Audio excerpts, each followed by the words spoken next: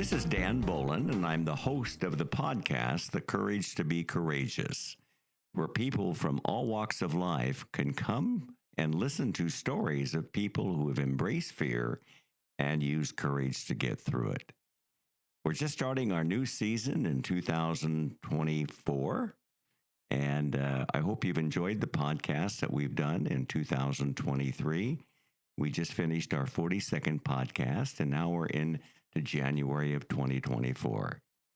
I have a great guest today that I'm going to talk about and introduce to you in just a second, but I want to make one comment that I think is important, and I've emphasized this before, and that's the importance of community in our life. We all need a community, whether we're gay, trans, heterosexual, lesbian, we need a community. And I know we appreciate the importance of having community, someone you can go to, and an organization that will not judge you, and you can share who you are and feel comfortable about being your authentic self. So I want to think about that, about the community. Another thing I want to mention is for those of you that would like to be able to be on my podcast, if you contact me on my email, which is danbolen@cox.net, danbolen@cox.net. And if you have a story or something you'd like to share, or you're thinking of a story that you would like to hear, then let me know. I really want to be able to be a voice for our community as well, because I think that's very important as well. And feel free to share this podcast with others. The organization I use, I've mentioned before, is Podpopuli, and they send it out to over 30 media networks worldwide. So we want to have a voice for our community. It's so important for us to have a voice as well, too. Now, speaking of community, I have a very special guest today, Harry Fox, who is actually the facilitator of an organization, a community, as I call it, called Gamma, Gamma. And let me tell you how I got associated with Gamma.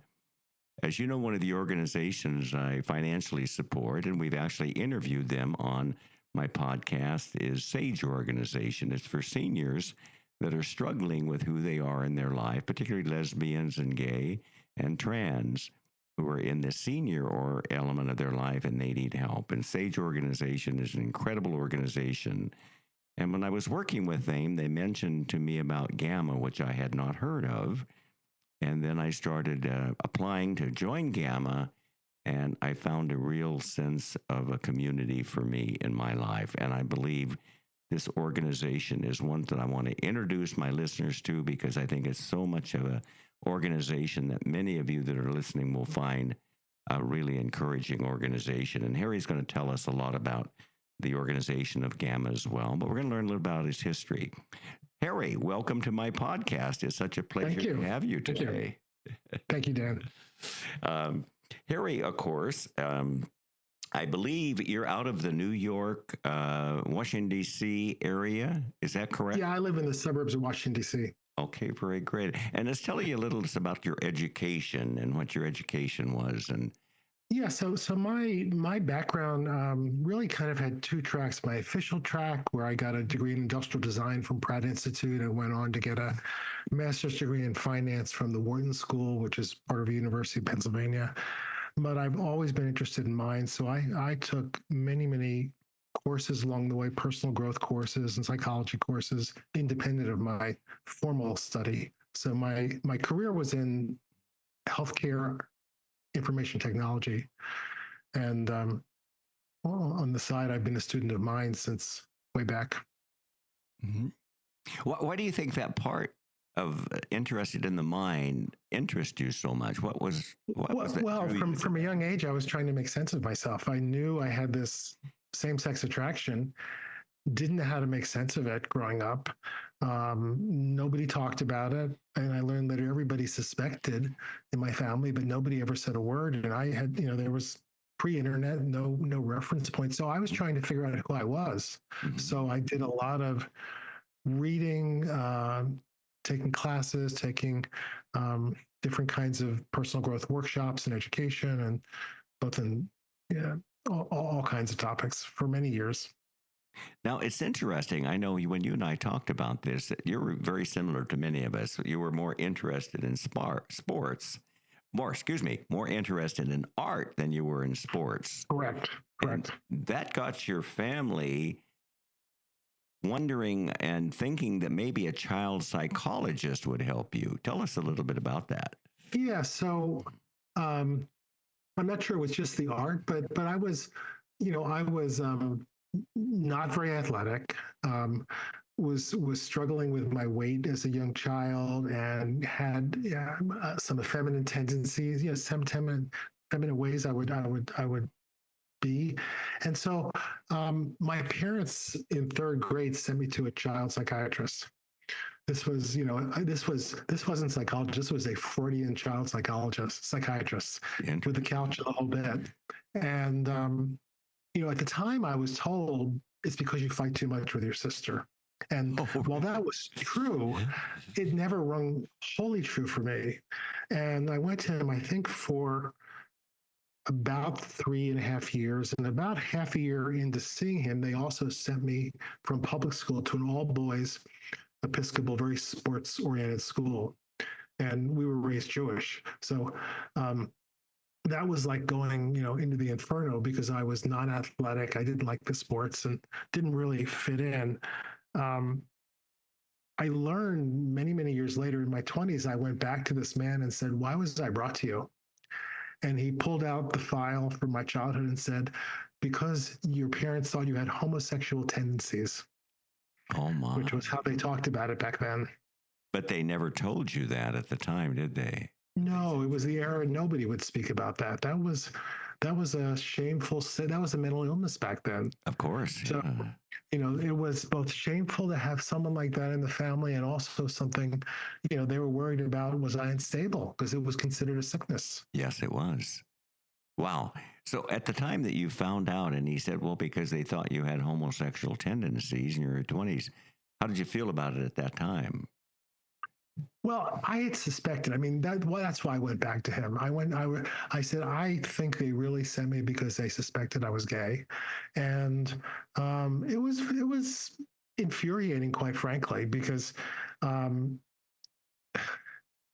he was a classical Freudian. Once he told me that, he said, well, he wanted to put me on the couch and have me do therapy. I'm like, no, that's you gave me the answer I came for. Thank you, and I left. Yeah, he's not going to change who you are. Right. Yeah.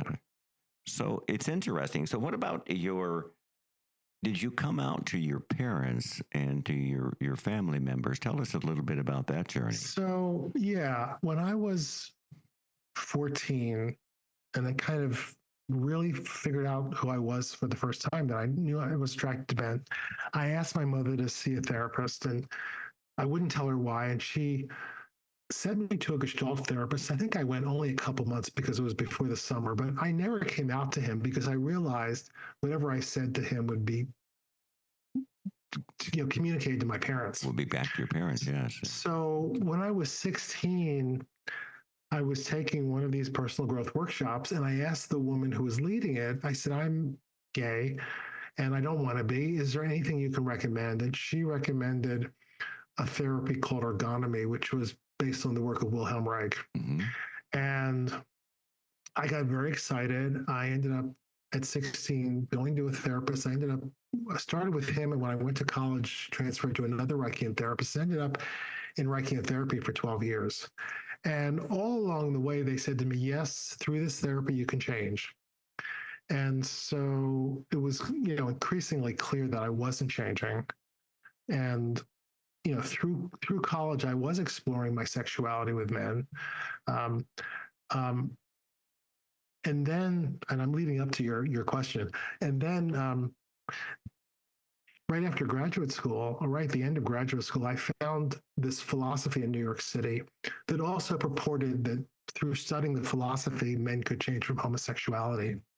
And so I started studying with them. They had consultations with 3 different men that you could learn the philosophy. They had lectures and classes. And as part of studying that philosophy, I went to my parents and I said, "I'm gay and I'm studying this philosophy to change from homosexuality." And I told my siblings at the time, so everybody knew. This was in the or maybe even the late '80s, but yeah, it was in the mid '80s, and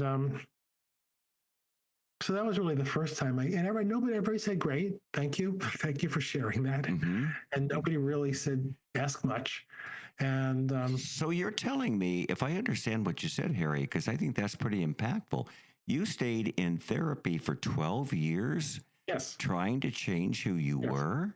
yes. That's really a form of conversion therapy. I want to be careful with those words because that conversion therapy has a very specific meaning of what that is.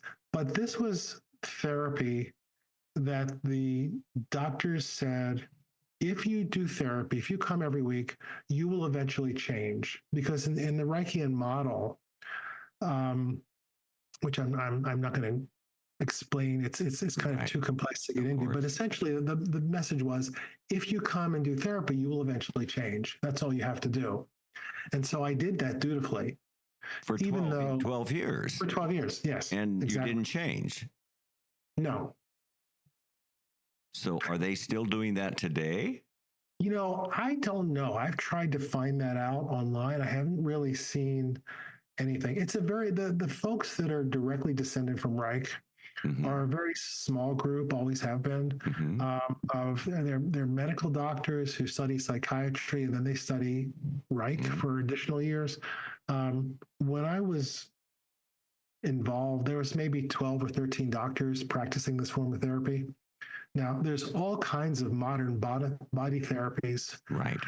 descended from Reich, but this was one of the original body therapies where you use a combination of talking and then they would work on your muscles to release what Reich called armor. So, Interesting. I had other problems at the time. I left home for college without much self confidence and low self esteem, and so there was a way I felt that therapy supported me and got me through some rough times, even though I didn't change.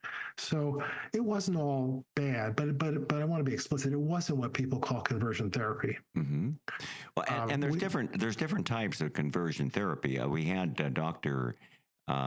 David Matheson on, who actually Yeah, was a part of conversion therapy 20 yeah, years, and there's different types of it. And yes, but just to be clear, this was really just therapy. The yes, the yes, implication was you just come and you do the work and we release the pent up armoring you have through the gotcha. musculature and you will change. And that was the assumption. Mm-hmm. And there really was not a terrible big focus on homosexuality. Mm-hmm.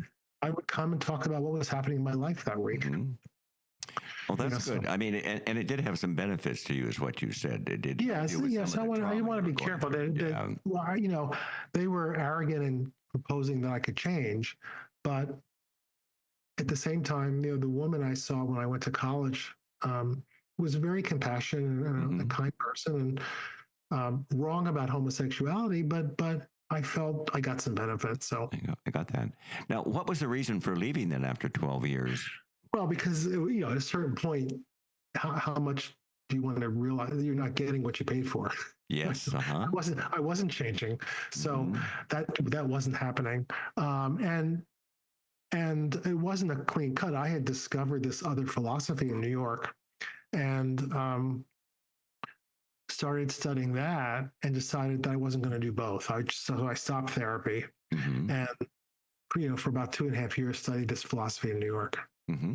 Did that philosophy help you? It helped me in a lot of ways, but I didn't change from homosexuality. Mm-hmm. So Right. there was it was I learned a lot of things that I thought were valuable, but I did not change. So Mm-hmm. that promise didn't happen. Of course. Now, And because of I this, will say though, I left that thinking I had changed someone. I thought, well, maybe I'm really bisexual. I okay. was really unclear, but I felt like when I left this philosophy, I thought, okay, I'm really bisexual. That's it. Mm-hmm. And I began to kind of think, okay, I can move on with my life. Mm-hmm. Very good. Um, Now, had you been married to your wife at the time? Have you and no, Debbie I been met her. married? I met Debbie a couple of years after leaving the philosophy. Okay, you did. And did you tell her about your Yes. orientation? Yeah. On our second date. Yeah. I told her about the philosophy and what I told her all of it. And that led to probably 2 months of intensive discussions, really kind of trying to figure out if we could even move forward. Of course. And, I naively thought I could pack that side of me away. Hmm. I really felt for her, had increasing feelings for her. And I felt, I can pack those attraction to men away and I can commit to this woman. And that's, what I said to her. And so that really led to us continuing to date. And then the topic, it ran its course and we stopped talking about it. And we never talked about it again until I came back out to her many years later. So you were with Debbie for how many years were you married to her? It was like 22, 23 years. 22 years, okay. And unfortunately, I know Debbie has passed away in Yeah, she had 2017. in 2016, she got diagnosed with a very rare aggressive cancer. And we had already separated about 2 years earlier. Mhm. And I spent the next 9 months navigating her clinical care. Wow. Parents moved into our house. They took care of her, needs, and along with the help of her brother, I navigated her clinical care. And she had surgery, she had chemo, and none of it really helped, and she ultimately passed away. Well, my thoughts and prayers are with you in the loss of Yeah, her thank too. you. And I think what's really fascinating, it speaks to your character, Harry, is how you took care of her. You took care of her in her last days of her life, Yeah, and I think that we, speaks very. I felt I had this obligation to her Yeah. that went very deep. We had been close and intimate for so many years, Yes. and the coming out process is complex, and I still care deeply for her, even though I come to the conclusion I couldn't stay in the marriage. I understand. When I came out to her, she said, "I don't really care if you're gay, but we love each other. Isn't that enough?" And I really ultimately felt it wasn't enough. I felt like, I wanted to express that. I wanted to explore it. She was determined that if we're going to be together, we have a close marriage. Mm-hmm. And it was increasingly hard because after I came out to her, um, she wanted things to go on as they were. So I felt like increasingly fake going to birthday parties and holidays, and nobody knew who I was. Right. Yes. All these people, this extended family and friends, and nobody knew who I was, and I felt increasingly depressed. Mm-hmm. And so that really, the increasing depression and the inability to open the marriage kind of led me to feel I need to leave, even though I care deeply for her and I worked to kind of rebuild the relationship after I left.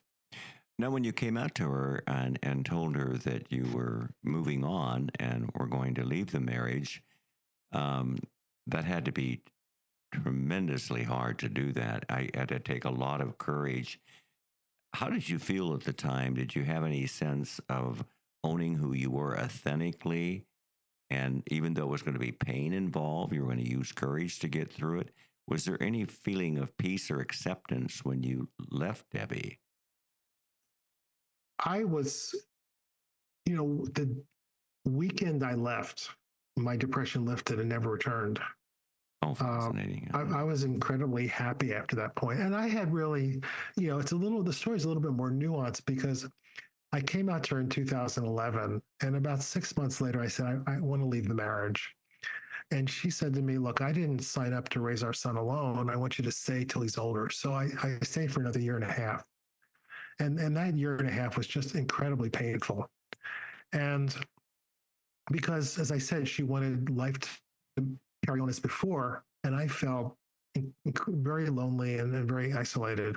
Mm-hmm. And so, in that year and a half that I stayed, I also built up a community of friends. And so, when I did move out, I had a whole community that I was coming out or moving out to Mm-hmm. that really eased that transition because I was in my own mind afraid of if I didn't do that, I thought I'm going to come out and sit alone in an empty apartment. And I didn't want that to happen. So I spent a long time networking and then what we're going to talk about, Gamma, the group that I started attending in 2011, that was the kind of made up the core of my new friends and the network I was building. And that was became your community. That became a part of my community. And And then there's, Washington, D.C. has so many ways for men to meet. There's so many meetup groups. So in my county, when I'm in a suburb of Washington, in my county, was a group that did dinners with men once a month. So I went to that. I went to a number of things to build community, including Gamma. and that became a lifeline for you. Absolutely. Absolutely. And I Yeah. appreciate that because I think that's so important. I mean, Yes. is having a community. And sometimes we may be alone. We may feel, well, I hope a community comes to me. I think you have to go out and seek community too. You have to make an effort to go out and find community Mm-hmm. and people that really understand who you are. Yeah. And I think Yeah. that's important as well. Now, we're going to move into Gamma in just a second, but I want to ask you a question about coming out to your son and how that went. Yeah. Well, Ben figured it out. We were in a car and we were actually buying Valentine's Day presents for my wife, and we were talking about parents of a friend of his. And I don't even fully remember the conversation, but something I said got him very upset, and he said, "Dad, what are you saying? Are you saying something that implies you and Mom?" I think it had to do with his friend's parents always fought, and I said, "Well, Ben, that doesn't mean other parents don't fight, but there's difficulties underneath." He's like, "What do you mean? What are you trying to say?"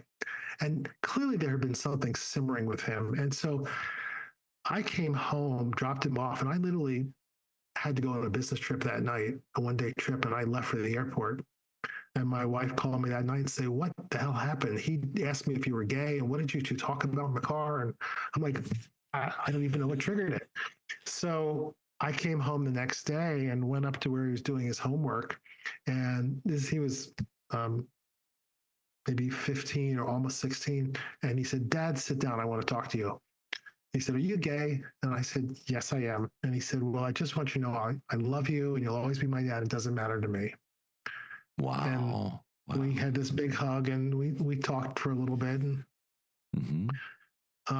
I went downstairs. My wife said, "What happened?" I told her, and she said, "How come I got all the crying last night and you get the hugs and the love?" Because the night Oh, before it had been much more oh, difficult. of And course. and Of course. to kind of give you the fuller picture, I mean, Ben's been great, but he said to me more recently, it was much harder than I let on. Trying to figure out my dad was gay, and then eventually you left the marriage. He said it was very, very difficult on me, and I wanted to support you, but I just want you to know it was really hard on me. So we're beginning to now have those discussions to peel back those events in the years. Wow. Well, what a tremendous amount of courage on your part and Yeah, yeah, acceptance from your son. yeah, yeah, yeah. And it's helped your relationship. And you have a good relationship with him today, then. Oh yeah, we do. He's amazing. Yeah. Excellent. Well, let's talk about Gamma because I think this was the community, one of the communities you've chosen as a part of your community. Tell us about Yeah. Gamma, what it does, how it got organized, and how people can benefit from it. Yeah. So Gamma goes back all the way to 1978, where there was a fire in a gay pornography theater in Washington called the Cinema Follies Theater. And ultimately, 9 men died, and most of them were married men with children. Hmm. And so Gamma really was formed in the ashes of this horrific event, and it's been operating continuously ever since. It's a peer support group. In 2011, after coming out to my wife, a friend of mine told me about Gamma, and I went to a meeting and really felt just amazing acceptance and also I found kind of my people. I found men who were in similar situations and struggling with the same issues I was struggling with. Um, about 2 years later, I began facilitating meetings, and that was 10 years ago. So I've been facilitating Gamma meetings for 10 years. And today, I lead 4 kinds of meetings. We have a weekly meeting open to all men, no matter where they live. They're virtual now since COVID.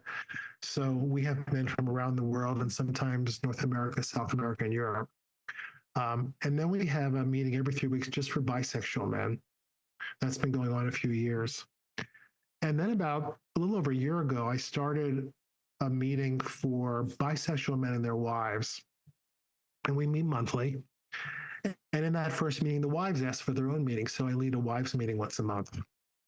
Wow. And so there's really, it's a very vibrant, these are very vibrant meetings. Because part of what happens when men come out, in many ways, there's a lovely, welcoming gay community waiting to greet them in some ways. The wives don't have anything like that, and Yes. it's tremendously difficult. And so And they're going through their own pain, just they're like going we're through going through our often pain. tremendous pain. Yes. And so I lead those four kinds of meetings. Now, I should say GAMA is a loosely organized organization. So it started in Washington, D.C., as I said, but over the years, as men moved away, they started GAMA chapters in other parts of the country. So there's 6 or 7 regional GAMA groups. There's a group in Europe, and there's a group in Australia that all run meetings, all virtual. The group I lead is the only one today currently doing couples work and also running meetings for women. And So, then go ahead, Harry. I'm sorry. Go ahead. yeah, so I GAMA for me is my volunteer work. I love it, and I've been doing it for a long time. And then more recently, people have asked to meet with me privately, so I also do some limited coaching privately with men in sessions on a per request basis. Mhm. Now, I think what's really important, and I think I want my listeners, my female listeners, to realize they have pain. Of course, we know they do when they find out their husband has same-sex attraction to men. What was it that caused you to start a group for women and to deal with their issues Yeah, and pain? Because I think yeah. that's a pretty Well, powerful point. yes. So in one of the meetings for bisexual men, a number of men were bringing up the fact that they were looking for a place to go with their wives in a group setting. And I said, well, in the meeting, how would you feel if we did a format similar to GAMA for couples? And they loved it. So we started that couples group, Mhm. and we started with 6 couples. In that first meeting, the wives said, we want to have a separate meeting just for the wives. And so I said, great, let's do that too. Mhm. So it just really evolved. And one of my favorite meetings every month is the wives meeting because these women are just spectacular. And the issues they're dealing with are so complicated and hard. And there's a lot of pain to wake up in a marriage at whatever point this occurs to find out there's a dimension of your husband that you didn't know about. Mm. Sometimes it's men who are just themselves figuring this out for the first time, often in their 30s, 40s, 50s, 60s, and 70s. But sometimes the disclosure comes with infidelity, and that's where it's even more painful for the wife. So the couples group, I think the youngest couple are in their early 30s, and the oldest are in their mid 70s. So it's a wide age range. I think we have 9 couples at the moment, and one more that I just met with. And so the couples group is really a curated group. We don't actually advertise it on the website. I know you're going to post my email in the notes for this. So someone would have to contact me directly or through Gamma to find out about the couples group because we don't have the ability to support the volume I think is out there and the demand. So we essentially invite men. I announce it in the bisexual meetings, the bisexual men's meetings, and often men come forward and say, I'd really like that to do that with my wife. And so that's how we're kind of slowly growing that meeting. May I share at this time, and I'll share it also in my notes for this when I do the podcast. Can you give them an email that some of the women could contact you or men Yeah. of how they could reach you? Could you give me the email at this time? Yeah. So I'll say it, then I'm going to spell it because it's harry.dietz.fox@gmail.com. So it's Harry, HARRY, .dietz, which is my middle name. It's DIETZ .fox, FOX, @gmail.com. And the Gamma website is gammasupport.org. Mm-hmm. And that's GAMMA, gammasupport.org, so they know exactly what they're doing. Yeah, I thank think you. it's such, I'm going to compliment you, Harry, on all the work you're doing for our community. And not only for the gay and bisexual men, but the women who are married to them. I just applaud you for the No, thank you. kindness and the heart Yeah, of what you're doing there as thank you. well. I just thank you for that. And I really want to I say that I've been on several Gamma meetings, and Harry does an incredible job of facilitating it. It's not there to give people advice. It's not getting there to be a psychologist with them. It's there to share stories and understand their story and a safe Yeah, place for them to fall. I appreciate yeah. that. So tell me a little And to bit about now. You now are married to. And let me just, before I just want to Oh, sure. Go augment ahead. what you just said, which is, we're very clear. Gamma is not therapy. Mhm. It's not a replacement for Of therapy. course. And we often encourage men and their wives to both be in therapy, but however, gamma is very therapeutic, and people Hmm. find great value in it. Hmm. And I think it's a great place to come. And I think one of the reasons I think this is so important to do a podcast about Harry and Gamma is because there's people out there like myself that didn't know about them, and this website will put more people in contact with them as well Mm. too. Well, tell us about your life today, your personal life today, and Yes, so I met my husband, the man who's now my husband, about 2 years after moving out of my marriage. So, as I was navigating Debbie's cancer, I was also, dating, and I had been for about a year or so, the man who's now my husband.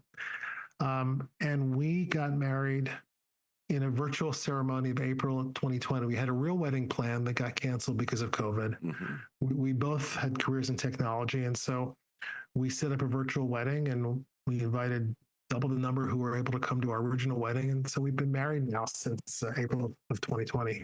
Is your life happy and peaceful right now? It is both. Yeah, I mean, I love this part of my life. I had to go through a lot Of to get course. there, to get to this part.